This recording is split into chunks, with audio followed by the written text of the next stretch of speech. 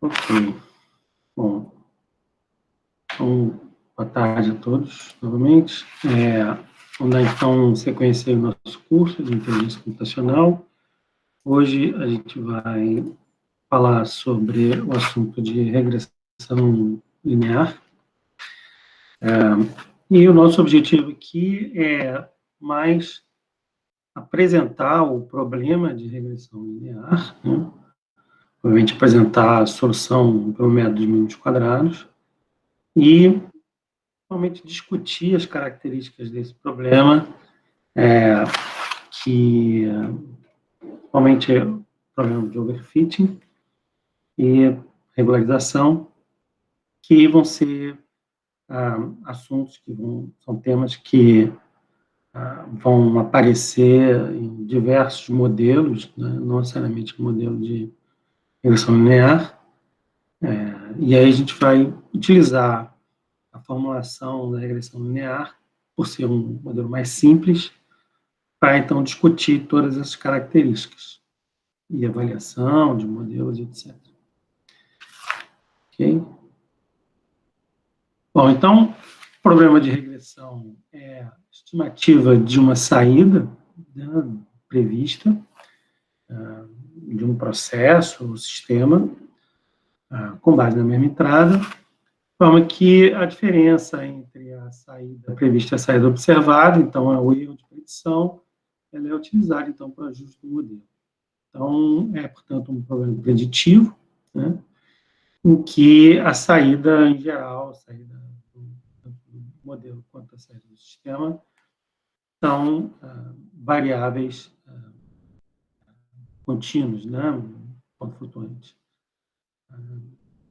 Não é comum, mas às vezes acontece você ter saídas observadas de variáveis inteiras ordenadas, né? Então, quando as saídas são variáveis nominais, não ordenadas, então é um problema de classificação que a gente vai ver na próxima aula. Então, aqui o pessoal de controle aí deve estar acostumado com esse diagrama de blocos, mostra aqui um sistema que eu estou querendo modelar, entradas e saídas, a gente vai chamar de variável de entrada, variável de saída. A estatística gosta de chamar de variável dependente, variável independente, as entradas são independentes, as saídas são independentes. A gente vai adotar essa anotação de entrada e saída, que é padrão também para outros tipos de problema. Então, o modelo recebe aqui a mesma entrada e produz uma saída prevista, e deve ser o mais próximo possível da saída observada. Então, o nosso objetivo vai ser minimizar esse erro. Então, a gente vai definir quem é o erro. Mais tarde no curso, a gente vai entender melhor sobre esse erro, sobre a definição desse erro. E a minimização desse erro, que é o erro médio quadrático, no caso, vai levar ao ajuste de parâmetros do modelo. Certo? Bom, então, o caso mais simples possível, regressão linear simples, então você tem uma variável de entrada e uma variável de saída, né, y igual a x mais b, x é a variável de entrada, y é a variável de saída, a e b são parâmetros. Então, o que o modelo vai tentar buscar, né, nesse caso aqui especificamente, é a estimativa de parâmetros A chapéu e B chapéu, que são as estimativas dos parâmetros reais A e B. Tá? Bom, isso como que acontece de fato? De fato, o que a gente tem, na maior parte dos problemas, a gente não sabe dessa forma daqui da função real, né? Então, essa aqui já é uma hipótese muito forte de que a função real ela é linear, né? Em geral, você não tem esse conhecimento, e que aparece para a gente no problema são simplesmente um conjunto de observações, pares, entrada e saída, que aqui são representados por esses pontos em azul, mais em azul. Então, estou considerando que existe uma relação real, né? A relação aqui é representada por essa reta preta, que eu consigo saber disso porque esse problema é simulado, mas, em geral, a gente não sabe que a relação real ela tem esse formato, né? A gente tem que estimar, além dos parâmetros, tem que estimar também a forma da função, e esse que está, justamente já adiantando, é o que é o grande problema, né? E aí, bom, você tem esses pontos em azul, você tem uma hipótese que vai utilizar, que é o formato da função. Então, você estima que a função geratriz ela é linear, né? A função que gerou esses pontos é linear. Existe um ruído aleatório que é adicionado aqui. E minimizando o erro dos valores observados em relação à previsão do modelo, que é mostrado nessa reta vermelha, você chega nos parâmetros estimados A e B chapéu. Tá?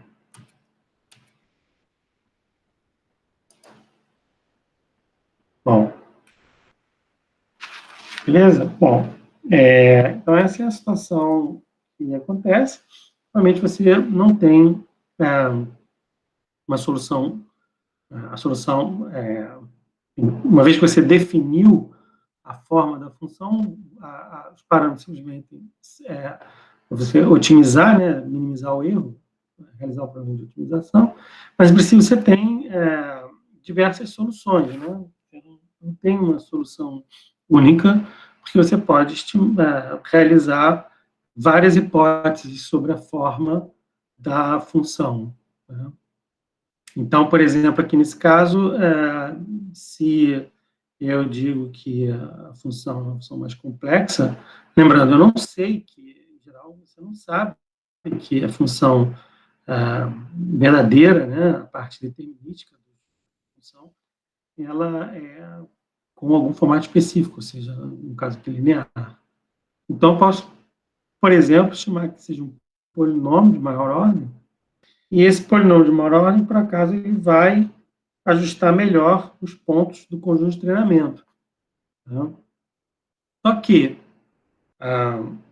normalmente, essa função que você está modelando, ou seja, a parte determinística, né, a parte que se repete do processo, ela é apenas uma pequena parte das observações, e as observações são contaminadas por ruído, por perturbações aleatórias, variáveis não observadas, uma série de fatores que a gente não tem controle.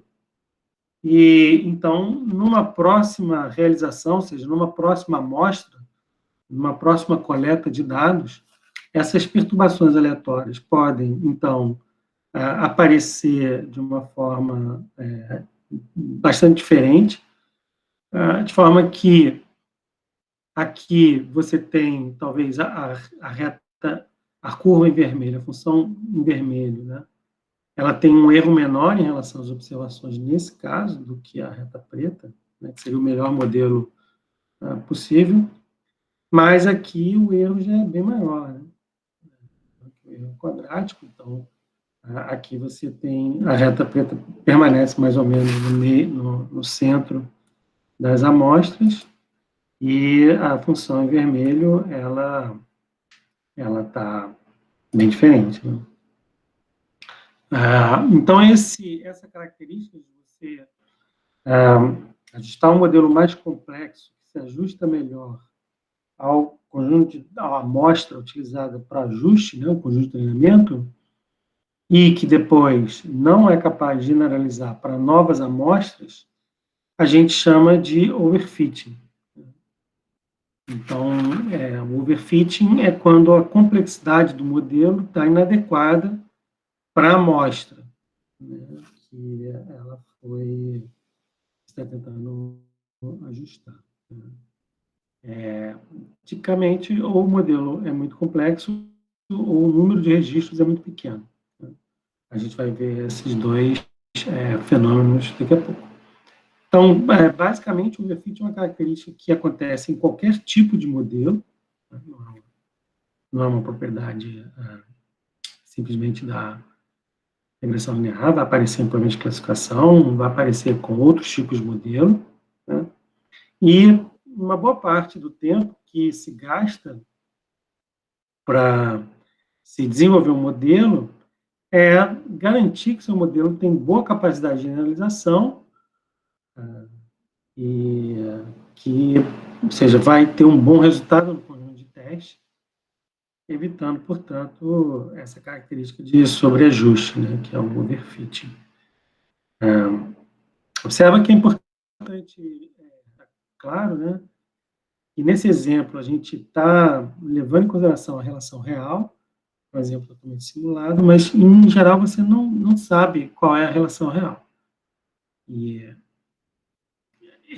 estimar a forma da relação real é um problema talvez mais difícil do que fazer o ajuste de parâmetros. Então, pragmaticamente, em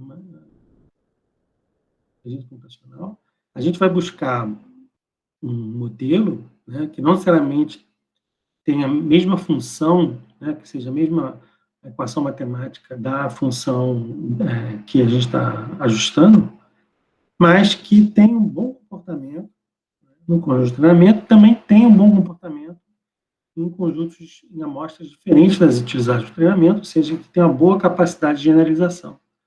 Então, um bom modelo é um modelo que tem uma boa capacidade de generalização, apesar, né, mesmo tendo em vista os aspectos da amostragem aleatória, erros de amostragem, erros aleatórios, variáveis não observadas. Então, observa que é muito difícil você caracterizar um bom modelo por uma métrica na medida de erro, né? Porque os problemas são diferentes. Então, normalmente, um bom modelo é o que tem o melhor desempenho entre todos os outros. Não existe difícil você estabelecer critérios absolutos para dizer qual é o bom modelo. Obviamente, você tem medidas de avaliação, como o coeficiente de determinação, o coeficiente de correlação, que a gente vai ver daqui a pouco, que te permite, de uma forma absoluta, caracterizar a qualidade da aproximação. Certo? Mas é importante lembrar que problemas são diferentes, né? Os efeitos dessa aleatoriedade vão ser distintos nos distintos problemas, de forma que o desempenho do modelo, de cada tipo de modelo, vai ser no caso a caso. Né? Bom, então, como se faz para fazer a aproximação de modelo? Né? Então, existem algumas formas de estruturar esse processo. Em geral, a gente realiza isso em 3 etapas, né? Então, a identificação da estrutura do modelo, que é exatamente definir essa hipótese sobre a função que a gente está buscando, né? Então, no caso aqui, a hipótese que a função é linear, mas não necessariamente ela é uma função linear simples, né? A gente vai falar um pouco mais sobre esse significado do termo linear. Quantos parâmetros você vai usar, de que forma você vai definir esses parâmetros, né? Depois, segunda etapa é a realização de ajuste de parâmetros, né? Através da definição de uma função de avaliação e da otimização, ajuste, né, dessa função de avaliação no conjunto de dados de treinamento.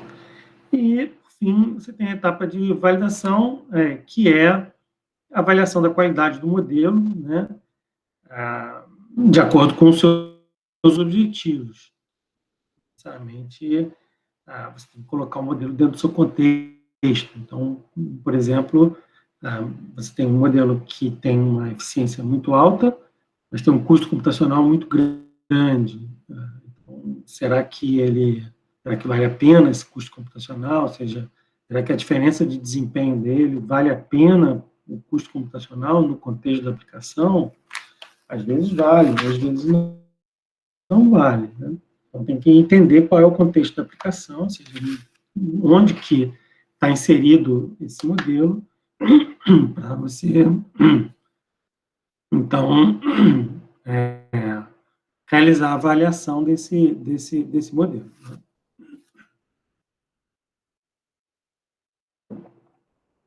Então, por exemplo, se cada 1% do desempenho do modelo representa um ganho considerável para o negócio, então vale a pena você usar todos os recursos computacionais possíveis para aumentar esse ganho em 1%. Se o que você está interessado é a interpretação do resultado, para poder implantar esse resultado dentro do contexto do negócio, então talvez você pode abrir a mão de 1% para ter um modelo mais interpretável. Então, são as características que precisam ser levadas em consideração, ou seja, o modelo tem que estar colocado dentro do contexto da aplicação e não pode ser simplesmente uma avaliação, vamos dizer assim, de métricas e de resultados de validação sem considerar o contexto. O contexto é importante para a validação. Bom, então, essas 3 etapas, basicamente, aquilo que já tinha mostrado, falar de outra forma, o aprendizado, a representação, mais avaliação, mais otimização, a representação sendo, então, a estrutura do modelo, ou seja, a definição dos passos parâmetros, qual é a hipótese, qual é a função do modelo. A função de avaliação, uma boa parte do tempo aqui a gente vai estar usando a avaliação como o erro médio quadrático, mas existem várias outras formas de avaliação. Para de classificação, a gente vai falar da entropia cruzada, e o algoritmo de otimização, ou seja, como encontrar o ponto, o conjunto de parâmetros ótimo dentro do espaço de parâmetros a partir daquela função de avaliação. Então, hoje a gente vai apresentar um modelo linear, então, representação é um modelo linear de parâmetros, a função de avaliação é o erro médio quadrático, e o algoritmo de otimização é o mínimos quadrados. Primeiro modelo preditivo colocado devidamente dentro do seu contexto.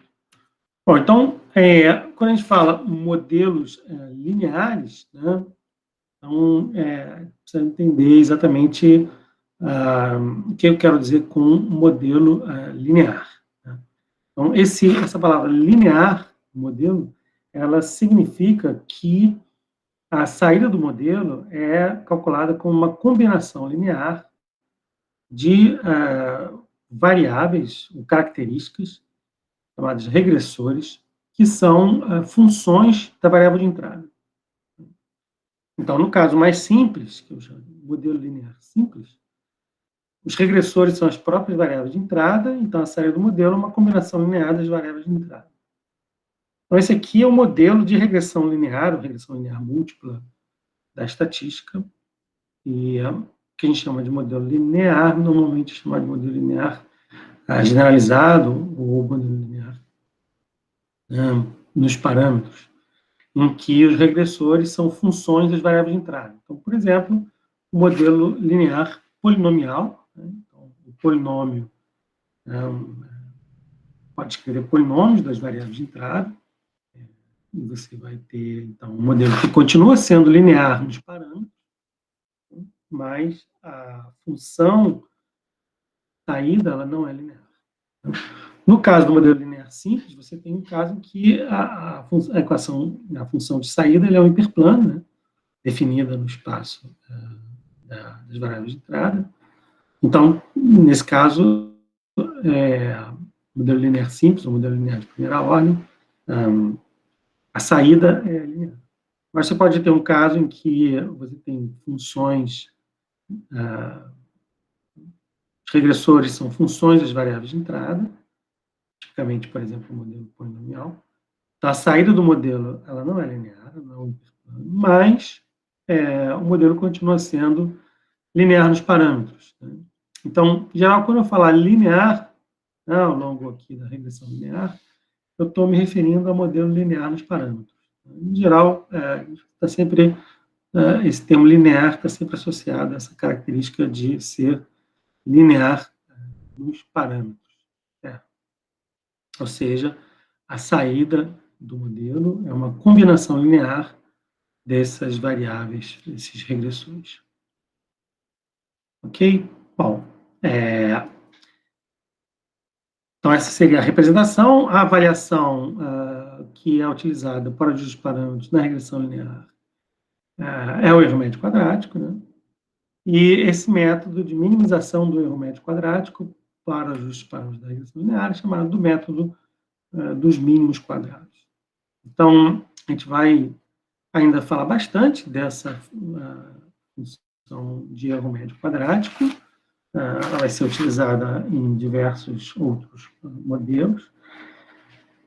E a gente vai, ao longo do curso, entender cada vez mais essa função de erro médio quadrático, mas, por enquanto, a gente vai admitir como uma hipótese de que o resíduo, ou seja, as amostras, elas são geradas, né, por uma distribuição normal, de média nula e variância constante.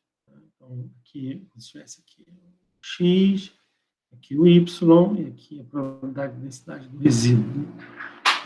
Então, quando o resíduo ele segue essa distribuição, né, o erro médio quadrático, então, é o estimador de máxima verossimilhança.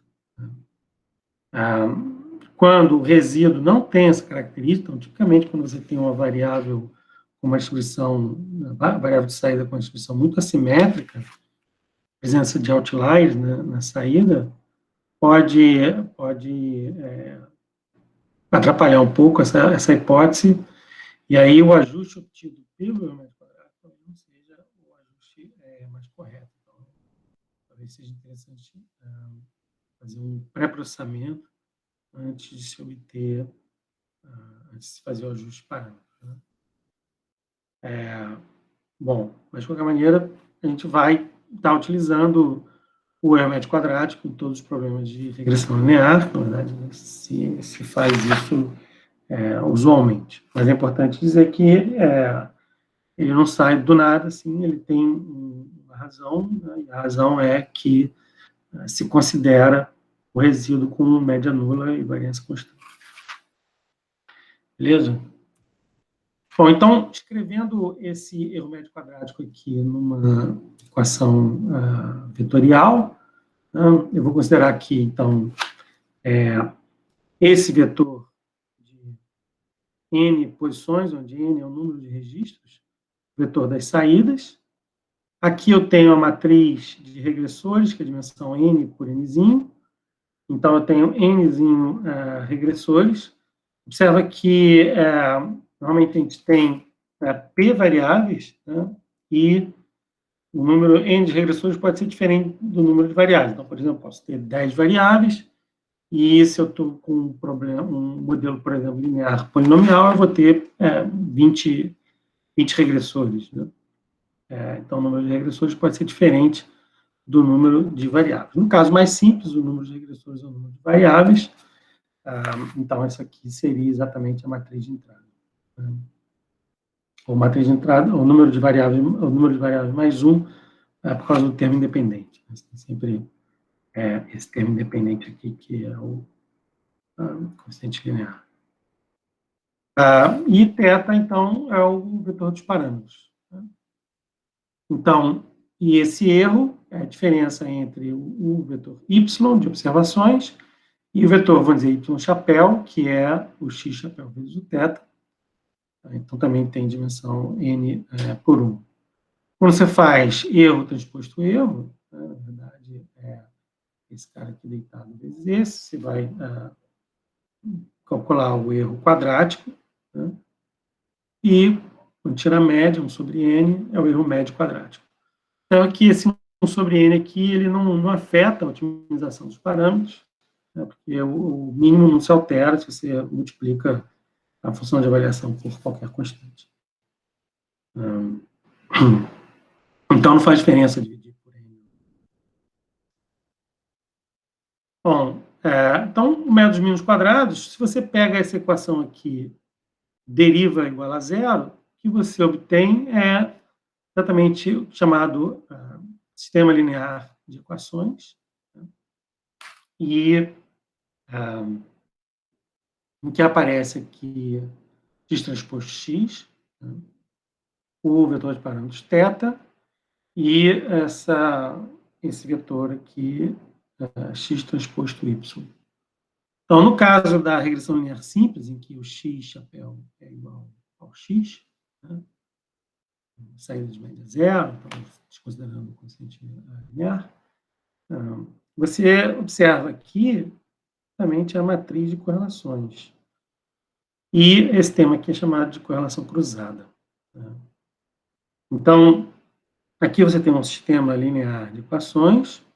Então, se n é o número de regressores, você tem n equações, n incógnitas, e resolvendo esse sistema linear de equações, você obtém, então, o vetor de parâmetros θ. Tem, obviamente, várias formas de se resolver esse sistema linear de equações. Uma delas, talvez a pior delas, é a chamada pseudo-inversa, em que você vai inverter essa matriz de coeficientes aqui e multiplicar pelo vetor de termo independente desse sistema linear. Bom, vocês se lembram, né, da teoria do sistema linear, né? Esse sistema linear, ele vai ter solução, né? Vai ser única, quando o posto, né, o número de autovalores maior que zero dessa matriz de coeficientes aqui, for igual ao número de parâmetros. Então, o que acaba acontecendo é que, se você tem posto deficiente, né, se a matriz de coeficientes tiver um número de autovalores menor do que n, algum autovalor nulo, a solução do sistema linear passa a ser indeterminada. E se tiver um autovalor que é maior que zero, mas muito pequenininho, esse sistema linear fica instável, né? E é justamente essa instabilidade que vai fazer aparecer essa característica de overfit que a gente vai tentar resolver, tá? Ok? Bom, então, a solução da regressão linear recai na solução de um sistema linear de equações, em que, no caso do modelo linear simples, ou seja, o modelo linear de ordem zero, o modelo linear em que os regressores são as próprias variáveis, a matriz de coeficientes é a própria matriz de correlações, né? Considerando média nula, desvio padrão. Então, fazendo o link com a aula passada, lá com a projeção pela análise de componentes principais, a gente viu que, na presença de muita correlação, né, na presença de um conjunto de dados em que as variáveis são muito correlacionadas, você vai ter condições de ter alguns autovalores nulos, né?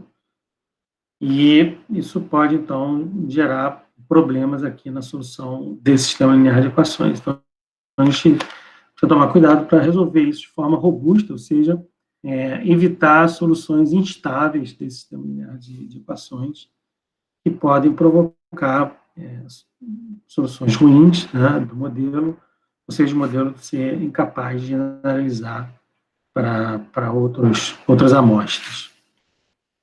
A gente vai ver um exemplo que vai discutir isso detalhadamente na prática, né? Mas assim, é importante a gente entender, teoricamente, de onde vem essas instabilidades. Então, tipicamente, na regressão linear, vai aparecer que esse sistema aqui, essa matriz de coeficientes aqui, ela é instável, ela tem um condicionamento ruim. Então, vamos depois explorar melhor esse problema de condicionamento aí. Bom, então, fazendo uma visualização geométrica do método dos mínimos quadrados, então aqui eu estou mostrando, né, um problema em que n, o número de amostras, é igual a 3, simplesmente porque é o que eu consigo desenhar, né? Então, eu tenho então, são modelo linear simples. Então, aqui, né, essa coluna de uns para o ajuste do coeficiente linear, e aqui os pontos da amostra. 0,2, 0,5, 0,7, então 0,2, 0,5, 0,7. Nesse espaço aqui, define esse vetor, né, x, essa coluna aqui. Esse vetor 1, né, essa coluna aqui.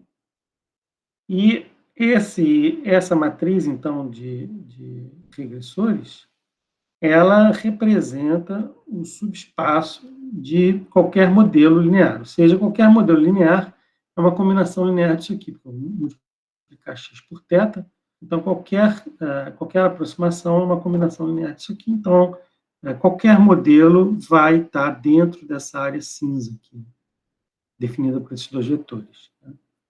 Então, o que o erro médio quadrático vai fazer é escolher um ponto aqui nessa área cinza que esteja mais próximo da aproximação y, que é definida por esse vetor aqui.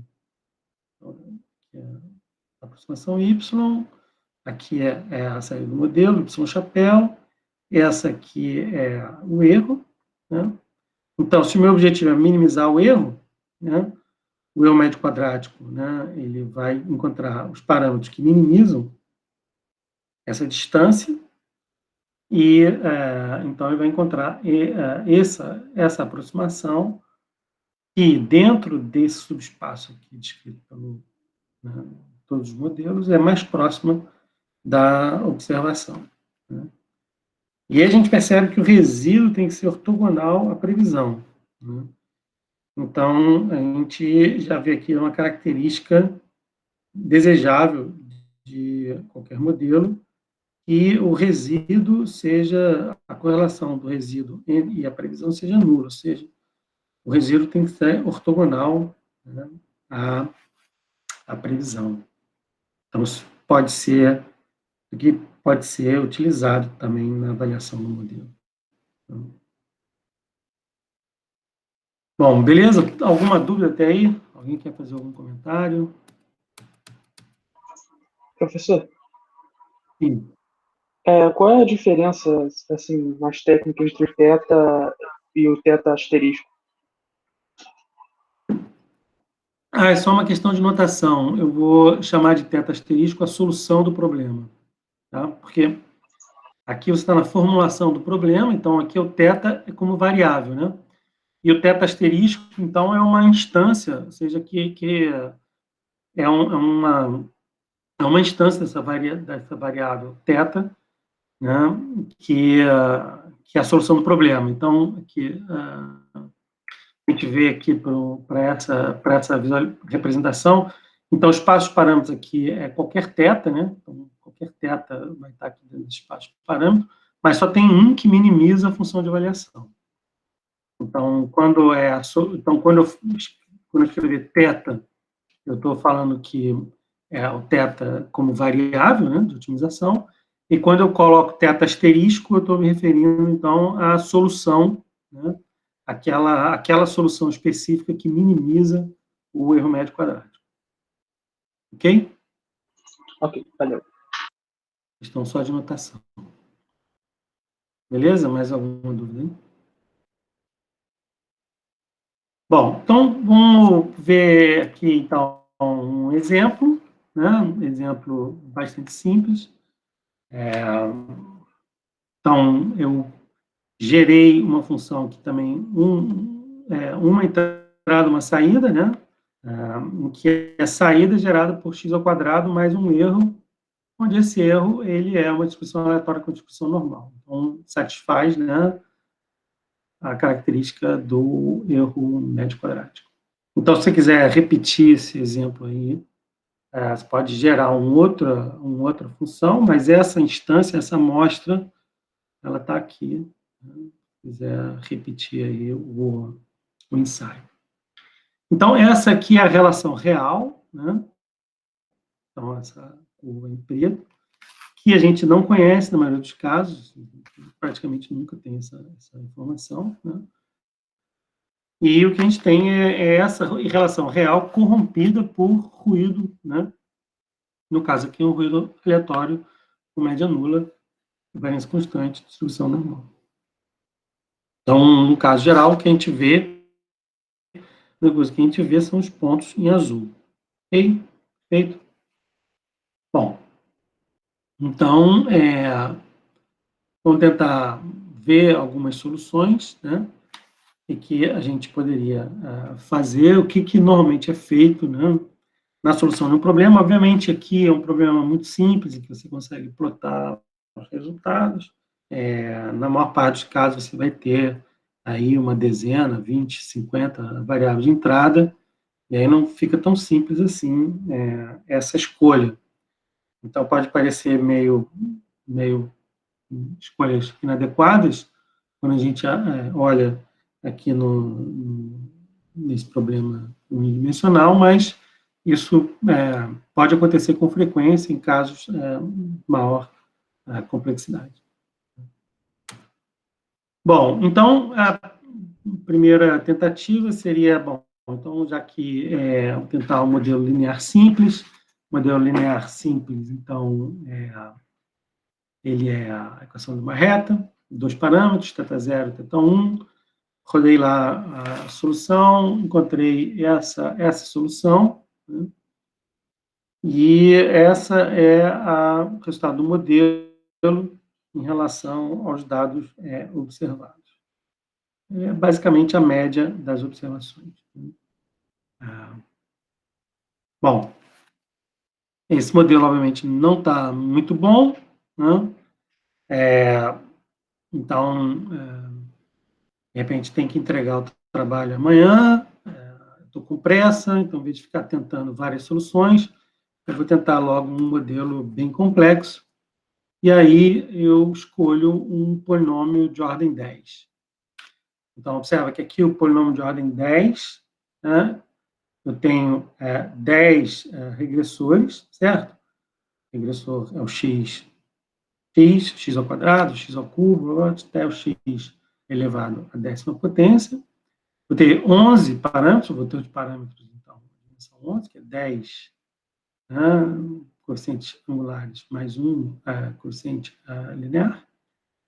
E eu tenho essa solução aqui nos pontos do conjunto de treinamento com esse vetor de parâmetros aqui. Bom, minha pergunta é, primeiro, esse modelo está bom ou está ruim? Vocês acham que está bom ou vocês acham que está ruim?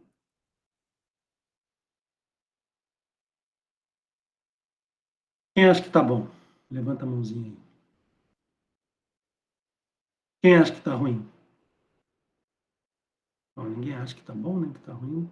Opa, já acharam que está ruim. Bom, está ruim. Obviamente que está ruim. Mas qual é a informação que está no slide, né? O que no slide você consegue perceber que está ruim, né? Olhando especificamente para o conjunto de parâmetros. O conjunto de parâmetros te dá alguma dica de que está ruim? Você pode dizer? Alguém tem alguma sugestão?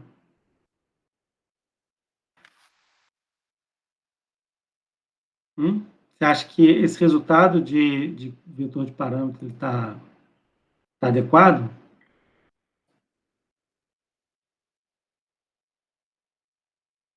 Bora, gente, fala uma coisa aí. Aquele 130 ali talvez esteja demais, né? Zé, eu estou tentando estimar um negócio que está entre 0 e 1 e sai com parâmetros mais 130, menos 130, né? Mais 50, mais 47, menos 53, então isso aqui pode estar causando, provavelmente está causando essa oscilação aqui. Então, a gente já tem aqui uma dica de que o tamanho do vetor de parâmetros, né, a norma, né, do vetor de parâmetros, é uma característica que eu preciso cuidar, né, para evitar que isso aconteça. Então, esse aqui é exatamente o problema que a gente quer evitar, que é o overfitting, em que o modelo ele se ajusta perfeitamente aos dados observados de treinamento, mas como esses dados observados de treinamento eles são contaminados por algum ruído, eles, talvez o erro aqui, né, o erro médio quadrático da curva vermelha em relação aos dados de treinamento, ele provavelmente é menor do que o erro do modelo real, né, da curva preta, mas numa outra realização você vai ter um erro muito maior, né? Então, esse modelo de ordem 10, ele ficou muito, vamos dizer assim, ele se moldou muito a aquela realização específica. Ele está aproximando o ruído, né? Então, ele não vai ter boa capacidade de analisação para uma outra realização, ou seja, para uma amostra aleatória diferente daquela que foi utilizada para treinamento. E aí, obviamente, quando você tem o modelo correto, que é o polinômio de ordem 2, você consegue, então, um ajuste muito adequado, né? Aqui, no caso, ele acerta na primeira casa decimal, até a primeira casa decimal ele consegue acertar o modelo real. Então, quando você conhece, ou seja, quando você acerta na hipótese, né, quando você acerta a estrutura do modelo, o ajuste de parâmetro te dá um melhor ajuste. Acontece que, né, com exceção de alguns casos muito particulares, a maior parte das vezes você não tem a menor ideia de qual é a cara da função que você está buscando. E aí, tanto os parâmetros quanto a estrutura vão ter que ser ajustados pelo modelo, né? Pelo caso, vão ter que ser vai ter que encontrar tanto os parâmetros quanto a forma da função. Bom, quem poderia me dar uma dica do que está ruim aqui? Por que esse modelo não funcionou aqui, nesse caso? Nesse caso, obviamente, não funcionou porque a complexidade do modelo é inferior à complexidade que eu estou buscando. Então, isso aqui nunca vai funcionar. Mas, nesse caso aqui, o que eu poderia fazer para melhorar a situação sem mexer no modelo? Alguém tem alguma dica? Alguma ideia? Posso chutar, professor? Como? Desculpa, não entendi. Posso dar um chute? Pode? Por favor. Eu acho que diminuindo a dimensionalidade. Sim, reduzir o modelo. Reduzir o modelo seria um negócio. Eu estou falando o que você poderia fazer sem reduzir o modelo. Seria uma outra alternativa sem reduzir o modelo. Você tem que limitar os parâmetros aí. Limitar os parâmetros, né? Então, regularizar. Mas só isso? O que mais que eu poderia fazer?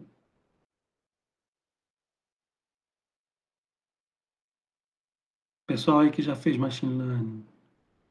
O que você faz quando o teu modelo está ruim? Botar mais ponto? Exatamente, garoto. Nem sempre você tem condições, né? Mas quando você pode fazer isso, né? Sabe que esse cara aqui se comportou muito mal porque o número de registros é muito baixo para a ordem do polinômio, né? Você tem aqui 20 pontos e está tentando ajustar um polinômio de ordem 10. Então, você está ali... Se você colocasse aqui um polinômio de ordem 20, ele ia passar exatamente em todos os pontos. Obviamente que ia ter uma função de altíssima frequência, né? Mas ele ia ter erro zero no congestionamento. Então, quer dizer, se você aumenta a complexidade indefinidamente, em algum momento, você pode encontrar até erro zero no congestionamento. Não significa que você tem um bom modelo, né? E, em alguns casos, quando você tem possibilidade, nem sempre você tem possibilidade de fazer isso, né? Você pode aumentar o tamanho da amostra. Então, aqui, né, o que está errado na verdade, o polinômio de ordem 10 não é o polinômio de ordem 10 que está errado. Na verdade, o que está, vamos dizer assim, desajustado aqui é você tentar colocar o polinômio de ordem 10 para ajustar 20 registros. Se você tem 200 registros, você vê que o polinômio de ordem 10 já começa a funcionar melhor um pouco, e para 400 registros ele se ajusta perfeitamente. Obviamente que eu não sei o que vai acontecer para fora do domínio, né? Ou seja, para valores menores que -1 e valores maiores que 1, é possível que isso aqui tenha um comportamento muito doido. Então, o modelo não vai ser capaz de extrapolar para fora do domínio, mas isso aí a gente já sabe, né? Mas, quando eu tenho uma amostra muito boa, né? Quando eu tenho uma amostra numerosa, eu tenho menos restrição, né, em relação, ou seja, tenho mais liberdade de escolher um modelo, vamos dizer assim, qualquer, entre aspas, né, um modelo mais complexo, porque esse conjunto de dados ele vai se encarregar de fazer o ajuste de forma que eu consiga, então, ter aí um ajuste adequado, né? Então, isso é um ponto que é fundamental, né, da gente entender que o que a gente busca, na verdade, na maior parte das vezes, é um modelo que tem um bom comportamento, ou seja, que ele representa bem a função real dentro do domínio da amostra. Então, aqui você tem uma função que é do segundo grau, eu estou com um modelo de ordem 10, e a amostra de 400 pontos foi suficiente para fazer esse ajuste.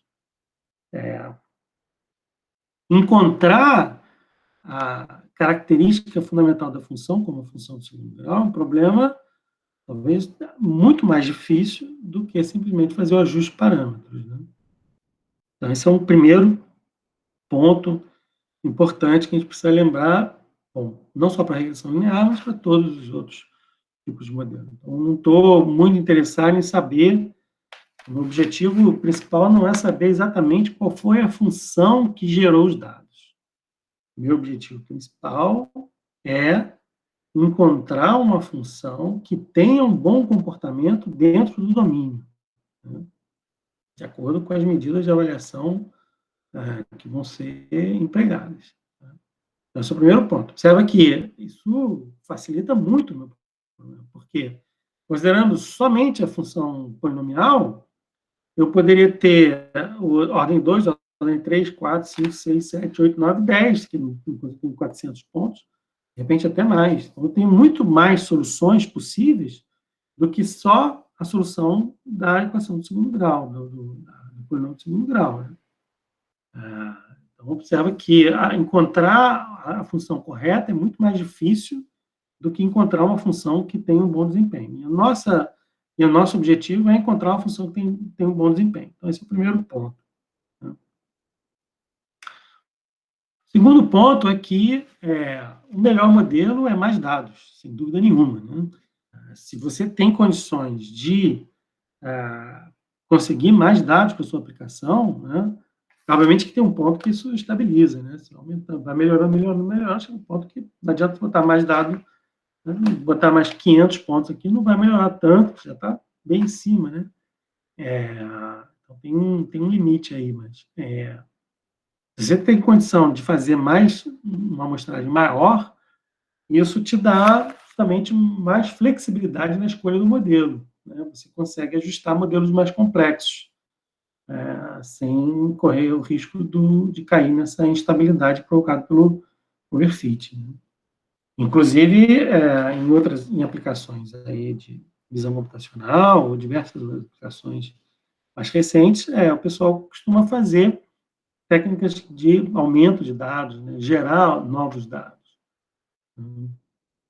Dados que são gerados a partir do congestionamento, né? E com isso fazer essa suavização do modelo, né? Regularização do modelo. Na verdade, o que o conjunto de dados, um número maior de dados faz, é transformar essa função polinômio de ordem 10, que era, né, digamos assim, nervosa, ela estava muito ajustada à amostra, numa função mais suave. Mais suave, já que você tem amostras suficientes para suavizar essa função aqui. Certo?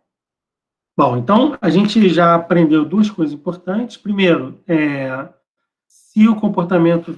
Bom, três coisas importantes nesse exemplo, né? Controlar o comportamento do modelo significa controlar o tamanho do vetor de parâmetros, né? Vetor de parâmetros muito grande pode ser um indicativo de um mau condicionamento da solução, né? Além do warning que você vai receber da sua biblioteca, de que a solução do sistema linear está mal condicionada. Se você olhar para o resultado do modelo, você vai ver que ele está mal condicionado se os valores dos parâmetros estiverem muito elevados, né? Então, uma maneira de se obter um modelo mais comportado, digamos assim, né? Menos instável, ou seja, com maior capacidade de generalização, diminuindo a complexidade do modelo ou aumentando, né, a quantidade de dados, né? Você pode diminuir. Se você acerta a complexidade do modelo, bom, a gente dificilmente vai estar usando o modelo polinomial, mas se você tem alguma indicação de que a função real ela é polinomial e você conhece, né, então você já tem essa função. Uma parte da gente vai estar usando modelos adaptativos, né, em que não tem a estrutura muito fixa, assim, em nenhum modelo polinomial. Mas, enfim, a gente vai discutir isso lá na frente, mais em detalhes. Mas, uma outra característica importante, que também vai ser, a gente vai pegar nisso, também teoricamente, é que mais dados melhor, né? Então, assim, comparar o número de parâmetros com o número de registros é uma avaliação importante que precisa ser feita, né? Você tem um modelo muito complexo, com muitos parâmetros, um conjunto de dados muito pequeno, é possível que esse modelo seja instável. Não só um modelo linear, como também modelos não lineares, né? Então, isso é uma característica importante. De forma que, sempre que você puder ter coleta de mais dados, tanto melhor. Beleza? Ok? Alguma dúvida aí nesse exemplo simples?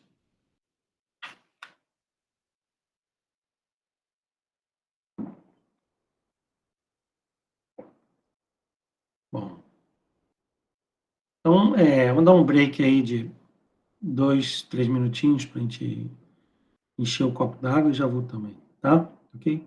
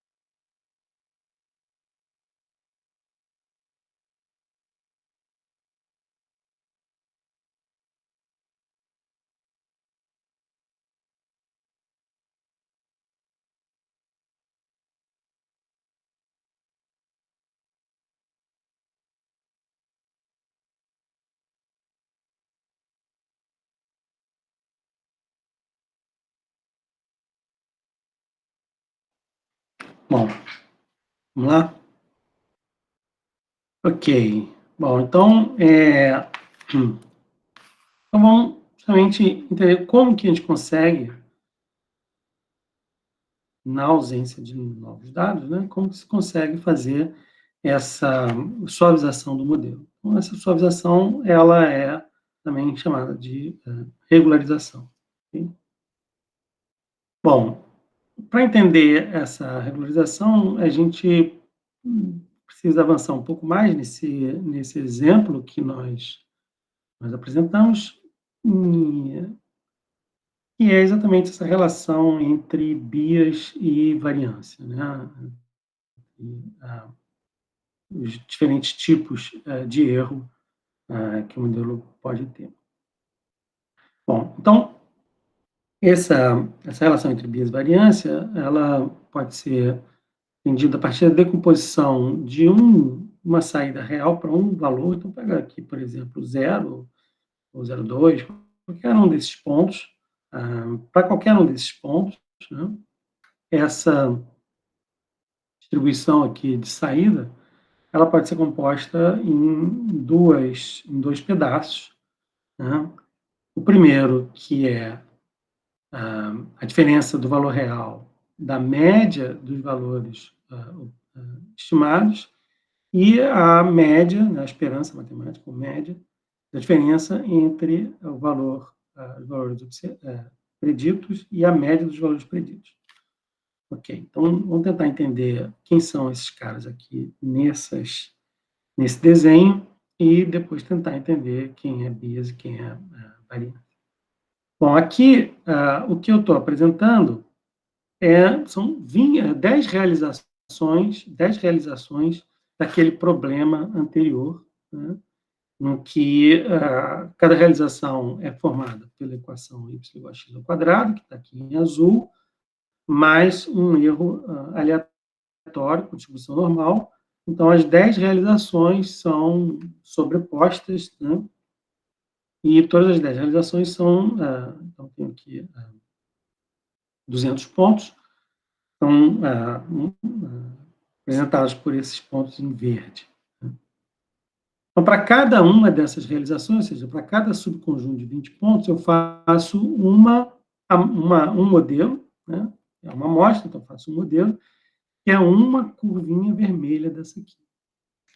E a média de todas as retas vermelhas, ou curvas vermelhas aqui, é a reta preta que está aqui no meio. Então, aqui é o mesmo caso, só que as realizações são diferentes, mas eu vou ter, aqui são 10 realizações do modelo de primeira ordem, 10 realizações do modelo de ordem 10.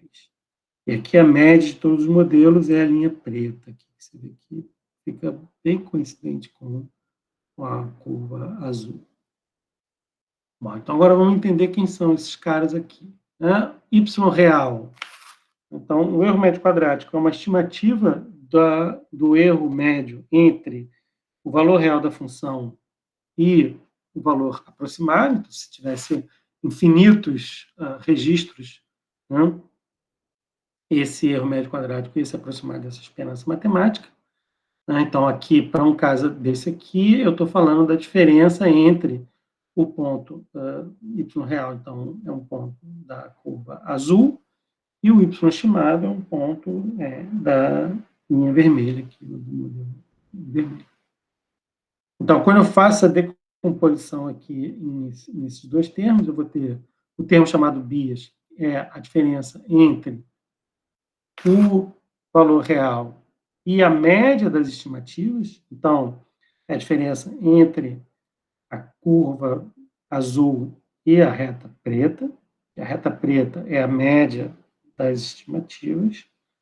E a variância, aqui no caso a curva preta, né? Ela é próxima da curva azul. E a variância é, então, a média, né?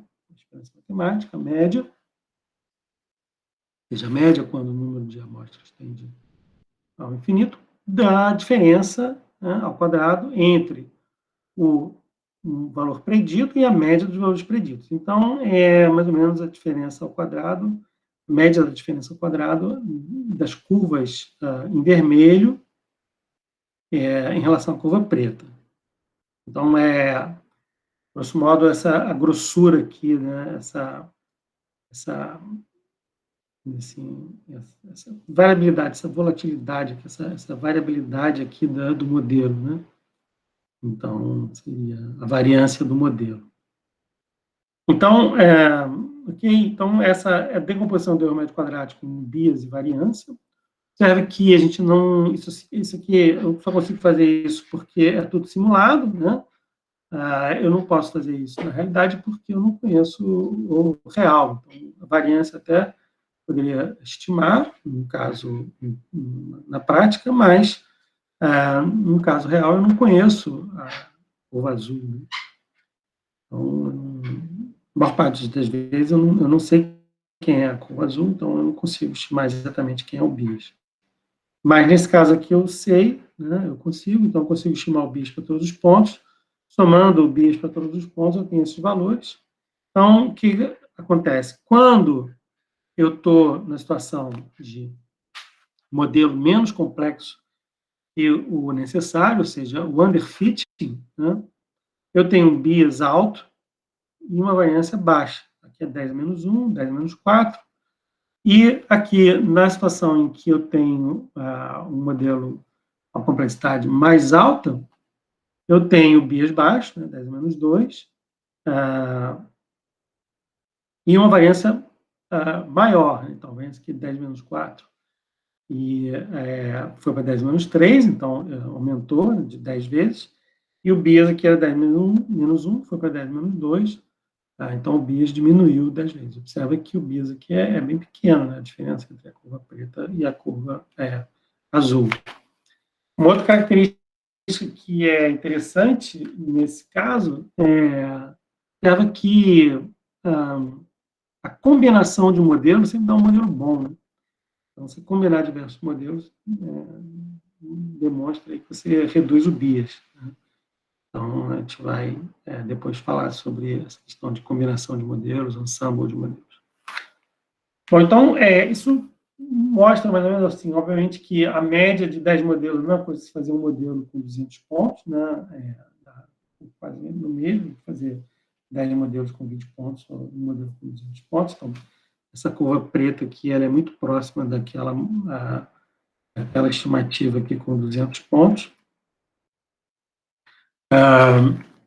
Mas o que dá a ideia é que quando, na situação de overfitting, ou seja, quando a complexidade é maior do que é necessária, né, se eu rodar repetidas vezes para diferentes amostras, né, o bias vai acabar reduzindo, mas a variância vai aumentar. Então, significa que o modelo vai estar muito dependente da amostra, ou seja, ele tem pouca capacidade de generalização.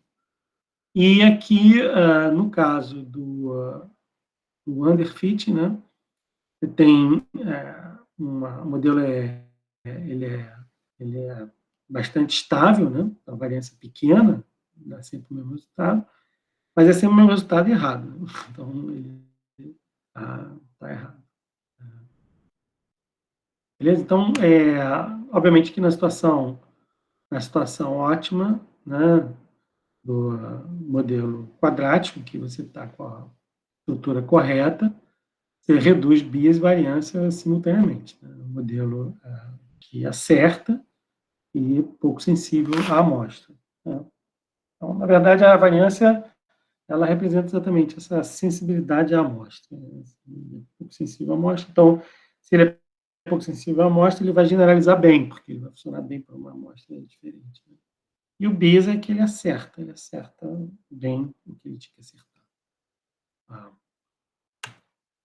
Bom, então, essa é a ideia que sempre vai acontecer. Então, na medida que você aumenta a complexidade do modelo, né, com a complexidade muito baixa, você vai ter bias alto e variância pequena. Com a complexidade alta, você vai ter bias baixo e variância grande. Né? Então, tipicamente, se faz, né, essa diferença do resultado em conjunto de treinamento e conjunto de teste, o que vai acabar acontecendo é que, a partir de um determinado nível de complexidade, o erro para amostras diferentes vai começar a aumentar, e nessa região aqui, né, que o conjunturamento continua reduzindo, a gente chama aqui de overfitting. Essa é a região a ser evitada, né? E, obviamente, isso aqui também é a região a ser evitada, porque você está com uma complexidade muito baixa, né? Então, na medida do possível, a gente vai tentar variar a complexidade do modelo, tentando achar a complexidade ótima, aquela que reduz o erro no conjunturamento do teste simultaneamente, né? É isso que a gente vai buscar fazer. Espera-se que esse cara aqui tenha o menor bias e a menor variância possível para aquele tipo de modelo, né? Então, ele vai ter boa capacidade de generalização. Na verdade, a gente vai tentar encontrar isso aqui experimentalmente, né? Rodando diferentes modelos em validação cruzada e vendo o que tem melhor resultado. Bom, aqui é o problema do alvo, né? Então, aqui, bias baixa, variância baixa simultaneamente, estou com o modelo correto. Aqui a situação de overfit, né? Que na média de todos os modelos. Então, também é interessante, né? A média de vários modelos ruins é bom, né? A variância é muito alta, né? Então, se tiver várias amostras, você consegue até fazer um modelo melhor, mas o modelo está muito complexo, né? Está muito dependente da amostra, né? E aqui é o caso do underfitting, né? Você tem um modelo que ele é robusto, né? Ele não é muito sensível à amostra, mas está completamente errado, né? Então, aqui você tem que, na verdade, sempre está querendo caminhar para cá. Então, aqui você tem que aumentar a complexidade do modelo, aqui você tem que diminuir a complexidade do modelo, e isso aqui é um caso que realmente acontece, né? Vai ficar entre essas três situações aqui, né? Então, o desenhista, né, o analista, o cara que está desenvolvendo o modelo, o objetivo dele, então, é fazer o ajuste aí dos hiperparâmetros do modelo, de forma a reduzir esses problemas de overfitting, de underfitting, vendo que o problema, em geral, mais comum, né, é esse controle da variabilidade da solução, né? E esse caso aqui é um caso que depende da qualidade, da complexidade do modelo e, obviamente, do tamanho da amostra, né? Então, amostras muito grandes, quando você aumenta muito a amostra, você vai... Qualquer modelo acaba que acerta, mais ou menos aqui. Ok. Bom, então, vamos falar um pouco de regularização. Então, a ideia da regularização, suavização, é, então, fazer essa redução da complexidade do modelo, né? De forma que, apesar de estar, talvez, se afastando da solução, eu vou buscar, então, uma solução mais estável, né? Com menor variância, de forma que ele tenha melhor capacidade de generalização. Aqui é uma representação conceitual sobre esses conceitos como pontos, né? Então, aqui seria o ponto, o valor real, daquela curva azul lá no exemplo. Aqui, uma amostra. Então, esse espaço cinza aqui é o espaço das amostras, né? Então, cada realização pode acontecer num ponto diferente aqui. Aqui eu represento o espaço do modelo, né? Então, quando o ponto que pertence ao espaço do modelo e que minimiza o resíduo, então, esse cara aqui, né, a diferença entre o valor predito e o valor observado é o resíduo do modelo. E, se esse aqui é o valor real, esse aqui seria a melhor estimativa com esse modelo aqui. Então, esse aqui é o bias do modelo. O bias do modelo é o menor resíduo do modelo, né? Então, o que eu vou buscar, então, é modelo reduzido, então vou, de alguma forma, tentar diminuir o modelo, ou assim, reduzir a complexidade do modelo, de alguma forma, né, conceitualmente. Então, o que vai acontecer é que, nesse espaço reduzido do modelo, o meu modelo predito ele é mais próximo do melhor modelo possível. E, além disso, eu vou reduzir a variância do modelo. Então, aqui essa curva laranja é a variância do modelo reduzido, e aqui a variância do modelo original. Então, reduzindo a variância do modelo, embora ele esteja mais longe, né, em princípio, ele está mais longe da solução, no ponto observado aqui, mas ele, como tem menor variância, ele vai ser, então, capaz de produzir uma melhor predição para amostras diferentes. Bom, essa figura aqui ela foi adaptada do livro do Cibagnani, e vale a pena dar uma lida lá sobre essa questão de regularização. Mas é uma visão conceitual da regularização. Basicamente, o que a gente vai buscar é a suavização, né? Ou seja, encontrar, de alguma forma, uma função mais ajustada para aquela situação, né? Então, a maneira, vamos dizer, mais imediata de fazer a suavização, a gente já viu, que é aumentar o conjunto de treinamento, mas nem sempre a gente tem condição de fazer isso. Então, existem técnicas numéricas para se fazer. Então, a regularização mais conhecida é a regularização L2, né, ou a regularização a norma quadrática, em que o que se faz é minimizar o erro médio quadrático com uma penalidade aqui, né, com uma restrição em relação à norma do vetor de parâmetros. Eu vi que o controle do tamanho do vetor de parâmetros é uma característica importante para controlar a variabilidade da solução. Então, o que se faz aqui é um parâmetro de regularização, controlar a norma do vetor de parâmetros através de uma penalidade aqui na função do erro médio quadrático. Então, agora eu tenho o erro médio quadrático, que é a função não só de θ, como do parâmetro de regularização. Normalmente, o parâmetro de regularização é um hiperparâmetro, né, um parâmetro escolhido a priori. E, na verdade, o que esse parâmetro de regularização faz é um fine-tuning na estrutura do modelo. Na verdade, se você reduzir a estrutura do modelo, você também está suavizando o modelo, né? Então, isso aí, sem mexer na estrutura do modelo, seja lá naquele exemplo que eu dei, mantendo o polinômio de ordem 10, ajustando esse parâmetro aí, eu consigo, então, um modelo mais suave, né? Então, bom, a solução desse problema de erro médio quadrático regularizado é dado por esse sistema linear, né? E aqui fica claro que o que está fazendo, né, ao adicionar essa restrição, é acrescentar um parâmetro, esse parâmetro alfa, na diagonal da matriz de coeficientes original aqui.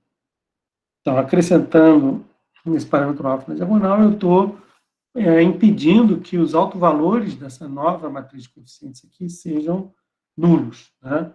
Obviamente, o menor autovalor aqui vai ser alfa, né? Então, como eu vou ter todos os autovalores positivos, o modelo não vai ser instável, né? A solução do sistema linear não vai ser instável, e aí é por isso que a regularização, então, consegue ter uma solução mais adequada, né? Então, uma outra maneira de ver isso é através da condição, né? O número de condição, o condicionamento de uma matriz é a razão entre o autovalor máximo e o autovalor mínimo.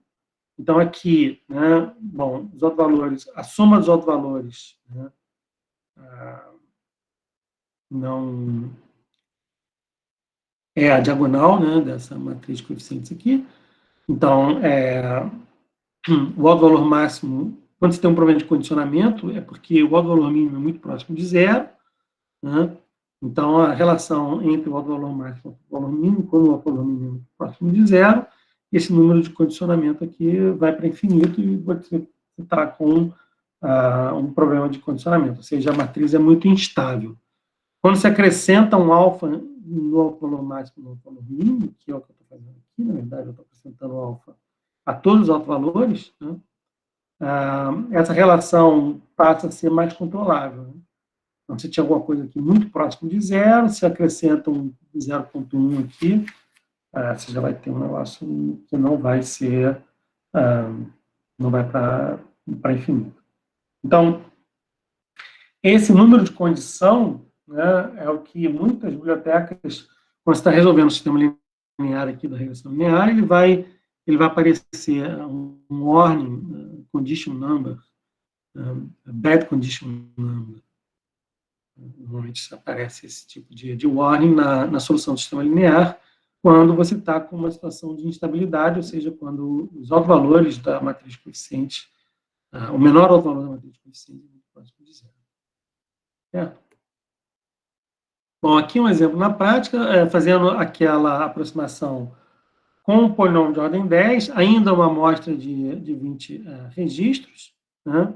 O alfa de 10 a menos 5 não faz grandes efeitos, mas um alfa de 0,1 já consegue, então, trazer o modelo aqui para como se fosse de ordem 2. Né?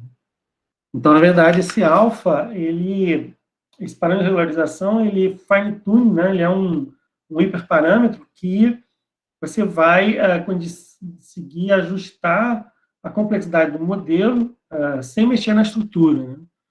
Então, você mantém o polinômio de ordem 10, né? Mantém o polinômio, a estrutura do modelo, como sendo o polinômio de ordem 10, mas ajustando aí esse alfa, eu consigo chegar na solução adequada. Então, olhando aí os parâmetros, sem regularização, aqueles parâmetros que a gente já tinha visto, né? 132, menos 133. Aqui, com 10 a menos 5, continua sendo insuficiente, ainda tem parâmetros, ele reduziu bastante, mas ainda tem parâmetros bem altos. E com alfa igual a 0,1, você vê que você tem parâmetros aí bem adequados, né? Em que o parâmetro tem maior influência, o maior valor é justamente na ordem correta. Observa que a regularização, você não reduz o tamanho do modelo, né? Continua com 11 parâmetros, né? Continua sendo um polinômio de ordem 10. Só que é um polinômio de ordem 10 bem comportado. Né? Esses parâmetros aqui são muito parecidos com os parâmetros que eu obteria se rodasse aquele exemplo com um número de 200 registros. Né? Beleza? Bom, uma outra maneira de fazer isso é resolver o problema pela análise de componentes principais. Então, na verdade, é uma manipulação matemática em que você faz aqui a decomposição de valores singulares da matriz de regressores, e aí você chega aqui com uma solução que você pode calcular a solução para cada coluna, né, dessa decomposição. Então, o I, VI e SI são as colunas de U, V e S. Então, você vai fazendo essas colunas para todos os Is, né, para todas as colunas, e o valor de singular não é muito pequeno. Então, vamos supor, você tem matriz lá de regressores 11 parâmetros, né? A dimensão é 11, mas vamos supor que a partir do sexto, sétimo, o valor é muito pequeno. Então, você considera apenas as 5 ou 6 primeiras componentes para o cálculo da solução. Né? E abandona o resto. As componentes e os valores singulares são muito pequenos, é o que estavam bagunçando lá a solução. Então, essa é uma maneira de solução do sistema linear robusta. Né? Então, na verdade, isso serve, tanto esse como o outro, na verdade, o Tikhonov também serve para resolver sistema linear de forma robusta. Então, se você tem uma solução do sistema linear que aparece numa outra situação qualquer, você pode resolver de forma adequada usando tanto o Tikhonov quanto a solução pela SVD, que normalmente está implementada em várias bibliotecas, né? De solução robusta de problema de mínimos quadrados, ele normalmente utiliza essa solução forma transparente para o usuário. Na verdade, ele escolhe, né, o valor do posto com algum parâmetro pré-definido e despreza as componentes mal condicionadas, né?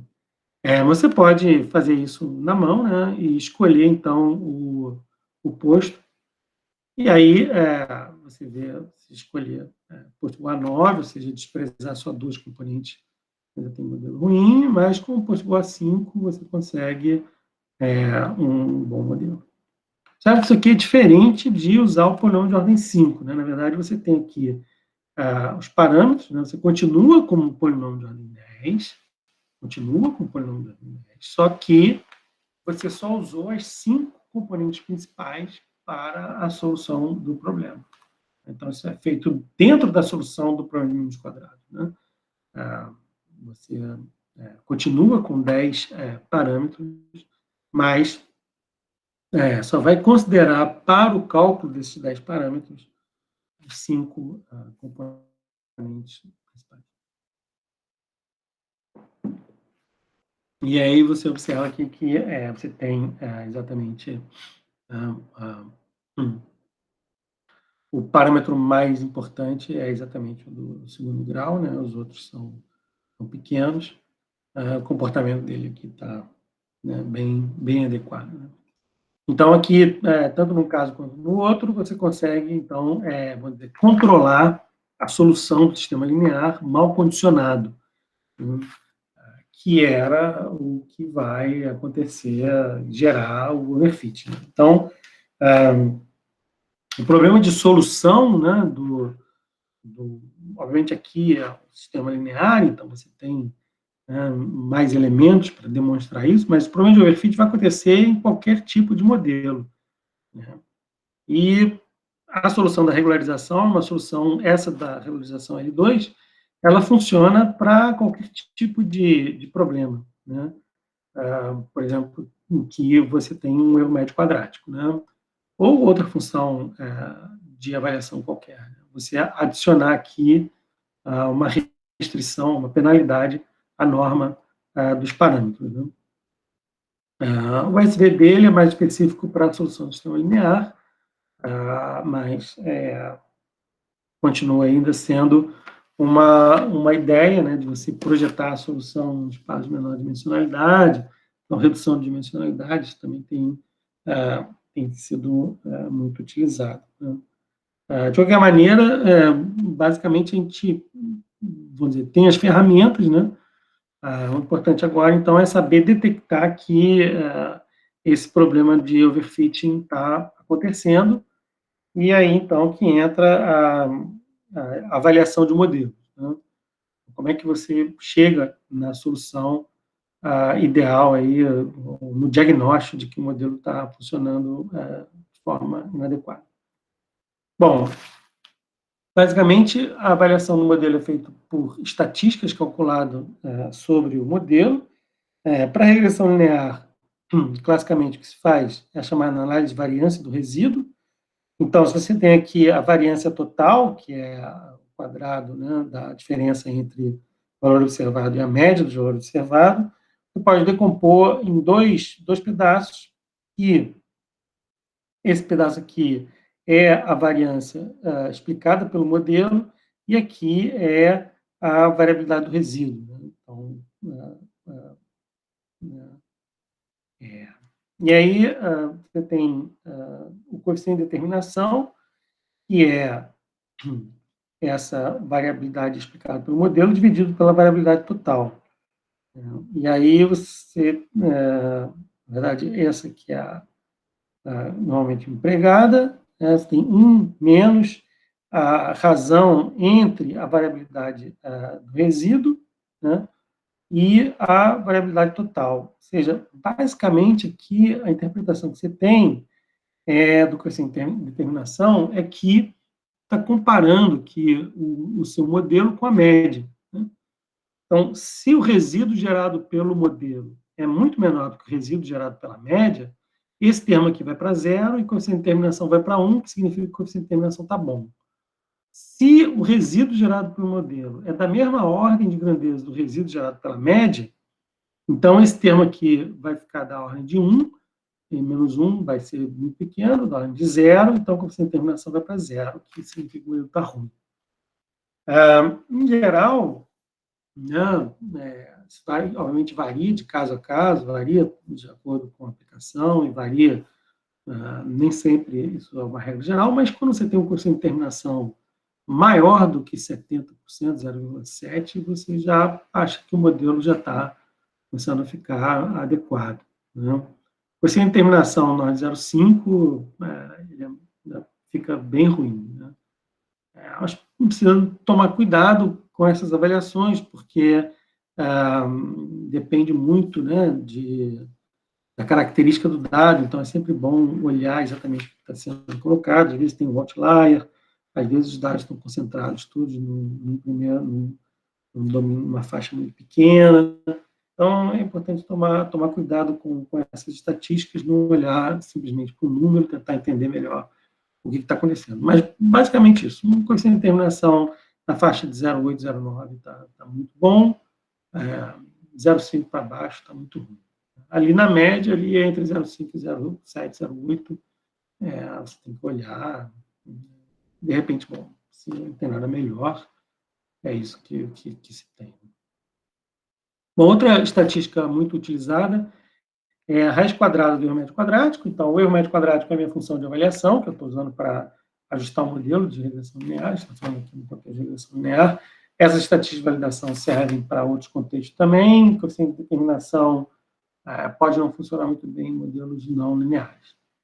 A característica principal do RMS, que é a raiz quadrada do erro médio quadrático, é que ele vai te dar uma medida de erro, uma estatística que é da mesma escala da variável de saída, né? Se a variável de saída não for padronizada. Então, se você está falando de temperatura, o RMS, então, é o erro em temperatura, né?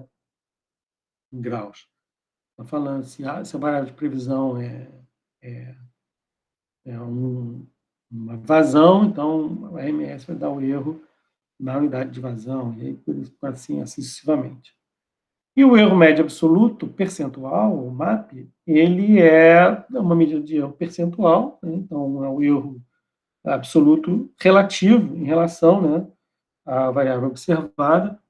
Nesse caso aqui tem que tomar cuidado, porque quando você padroniza a variável de saída, se a variável de saída for padronizada e o zero estiver incluído, né, ou seja, se estiver padronizado, por exemplo, entre menos 1 e 1, você vai ter o zero aqui no meio, e aí, para valores observados próximos de zero, o erro MAP vai explodir. Então, o MAP é muito utilizado quando a variável de saída não está padronizada, né, com valores em que o intervalo da variável de saída não contém o zero. Então, esses dois são mais utilizados normalmente. Um outro que é derivado disso aqui é o coeficiente de correlação, a gente vai ver daqui a pouco, que também é muito utilizado. Bom, uma outra característica importante é o procedimento de validação, né?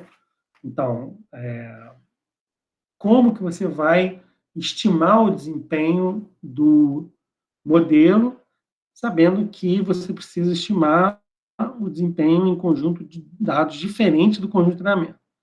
A abordagem mais simples é simplesmente particionar entre conjunto de treinamento e teste. Então, aqui o treino em verde, o teste aqui nesse laranja. Mas essa característica pode ficar muito dependente do particionamento. Então, pode dar azar de todos os exemplos ruins que caem no conjunto de teste e você vai ter uma estimativa no conjunto de teste que está muito ruim. Ou então, o que acontece muito frequentemente é você roda sempre na mesma partição, então está sempre rodando aquela mesma partição de teste, de treinamento de teste, então você vai acabar overfitando o modelo no conjunto de teste, ou seja, você vai acabar escolhendo os hiperparâmetros no modelo, que faz com que o modelo funcione bem naquele conjunto de teste específico, não significa necessariamente que ele está generalizando para qualquer conjunto de testes. Então, a maneira de tentar fazer uma estimativa, um procedimento experimental em que você tenha uma avaliação estatística e que pode estimar o desempenho do modelo para diferentes amostras, né, ou seja, diferentes conjuntos de teste, é fazer o que a gente chama de validação cruzada, em que você vai particionar o dataset em K subconjuntos e vai rodar K ciclos. Né? Então, aqui, normalmente, K é igual a 10, então você particiona o conjunto de dados em 10 subconjuntos, e no primeiro ciclo usa o primeiro subconjunto como teste, no segundo ciclo o segundo subconjunto, no terceiro ciclo o terceiro, assim sucessivamente. No final das contas, você vai ter 10 subconjuntos, em que cada 10 você vai ter um resultado em todo o dataset, em que todos os registros foram sempre avaliados como conjunto de testes. Aqui o que se faz normalmente é calcular a média de desvio padrão das medidas de avaliação nos diferentes conjuntos de testes, se o particionamento ele é grande o suficiente para você calcular essa estatística. Então, normalmente, se você tem pelo menos 100 registros em cada subconjunto, 50, 100, se você tem no total 100 registros, você vai calcular erro em 10 registros aqui de cada vez, então talvez a estatística não fique muito boa, seja mais interessante calcular uma estatística de validação para o conjunto inteiro. Mas, em geral, quando você tem um conjunto bastante numeroso, o que se faz é calcular a média, a estatística de validação em cada conjunto de testes e a média de desvio padrão da validação da estatística em todos os conjuntos de testes. Então, você tem, por exemplo, um erro, ou uma acurácia, um RMS, ou uma acurácia, um MAP, média e desvio padrão do MAP. Isso é a maneira mais interessante, porque esse desvio padrão te dá também um pouco uma ideia da sensibilidade do modelo aos diferentes ciclos, né? Ou seja, como que aquele modelo é sensível a diferentes amostras, né? E esse procedimento de validação, então, ele é feito, o mesmo procedimento de validação é feito, em geral, com a mesma partição, né? Garantindo a mesma partição. É feito para diferentes tipos de modelo, e aí você escolhe o modelo que tem o melhor desempenho em todos os, né, nesses diferentes procedimentos de validação, e aí o modelo final é, na verdade, ajustado com todo o dataset. Então, a avaliação cruzada, ela não é feita para escolher o modelo final, né? Ela é feita para escolher o tipo do modelo final, escolher a estrutura do modelo final. Então, você vai usar uma rede neural, vai usar um modelo polinomial, vai usar uma árvore de decisão, qual tipo de modelo você vai usar. Uma vez definido o modelo em validação cruzada, você então vai estimar os parâmetros finais do modelo ajustando com o dataset inteiro, ou então fazendo a média dos 10 dos K modelos utilizados. Vai dar no mesmo. Né? Ou seja, um samba de K modelos é a mesma coisa que você vai dar quase no mesmo para você estimar novamente com o dataset inteiro. Beleza? Bom, então, a avaliação cruzada é essencial para a gente ter uma boa estimativa do desempenho do modelo, para saber que o modelo não está muito particularizado para aquela amostra. É óbvio que tem circunstâncias em que você tem um modelo muito complexo e cada ciclo da avaliação cruzada demora algumas horas, então pode ser que você pode reduzir o número de ciclos, fazer 5 ciclos, 3 ciclos, ou então, de repente, tentar reduzir um pouco o número de amostras, fazer um treinamento mais rápido.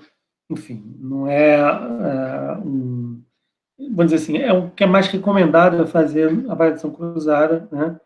Em geral, se utiliza 10 ciclos.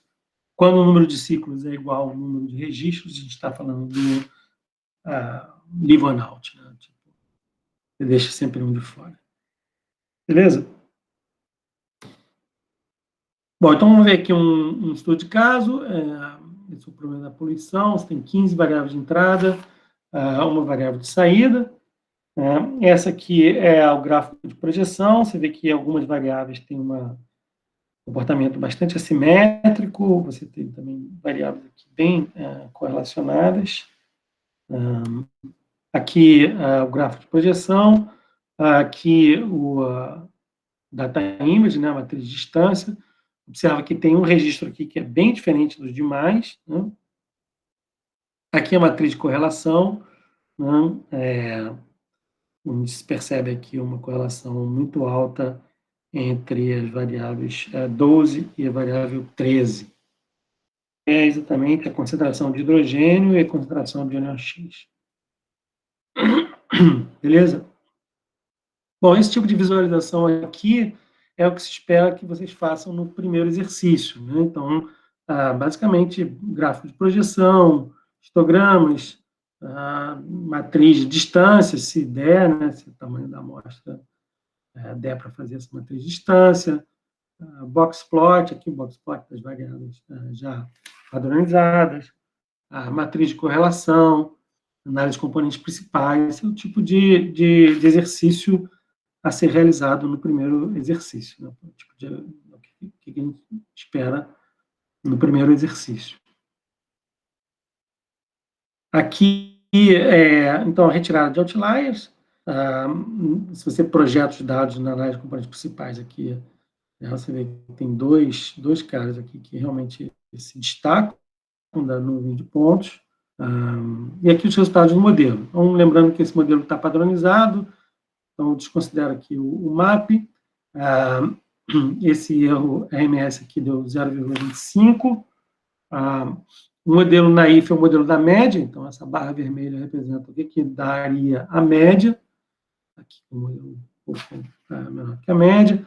Aqui o predito contra o real, então outra visualização interessante, dá o coeficiente de correlação, 70%.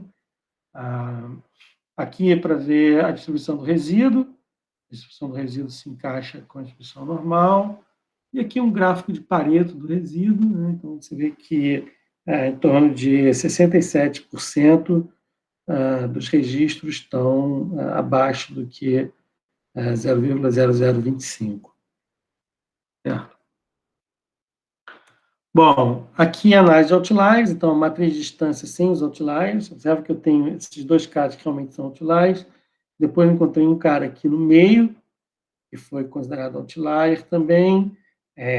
Só que, lembrando que isso aqui é uma projeção, né? Eu tenho 15 variáveis projetadas em 2, então esse outlier aqui caiu no meio, mas ele é o que apresenta distância para outros registros, né? Para os outros registros também elevada. Aqui o modelo sem outliers, então só de tirar os outliers, já reduziu para RMS para 0,20.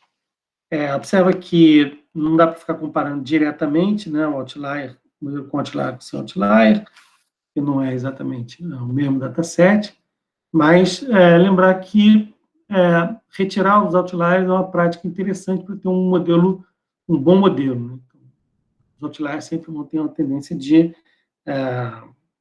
perturbar um pouco o modelo. Aqui a correlação subiu para 75%, você vê que você tem aqui um resíduo, né, mais bem comportado, está mais parecido com a distribuição normal. Bom, aqui a comparação dos resultados do RMS, MAP e R2. Bom, o MAP é uma conta que deve ser observada com cuidado, porque a variável está padronizada, mas olhando principalmente o RMS e o R2, a gente vê que já sem os outliers já teve um bom resultado, né? E o modelo regularizado, então, consegue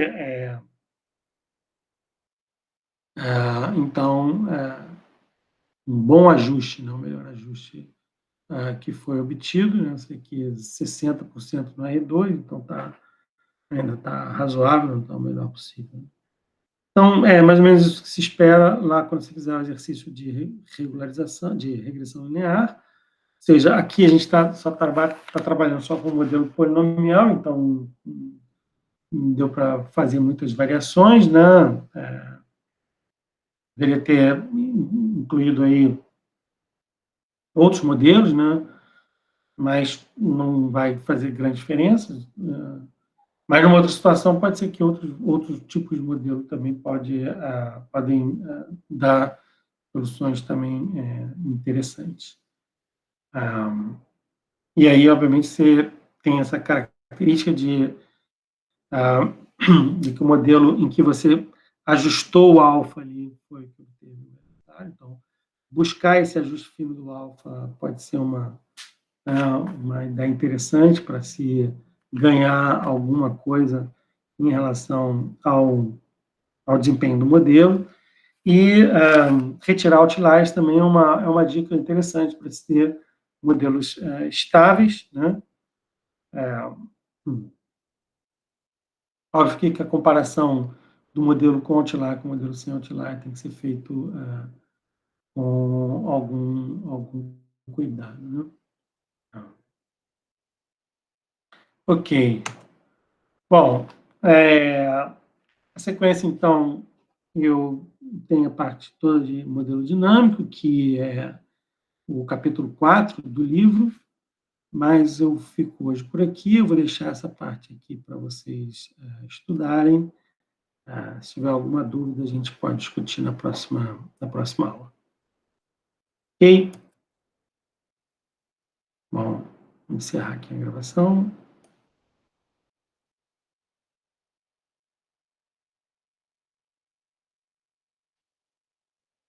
Acho que eu tenho que parar a apresentação.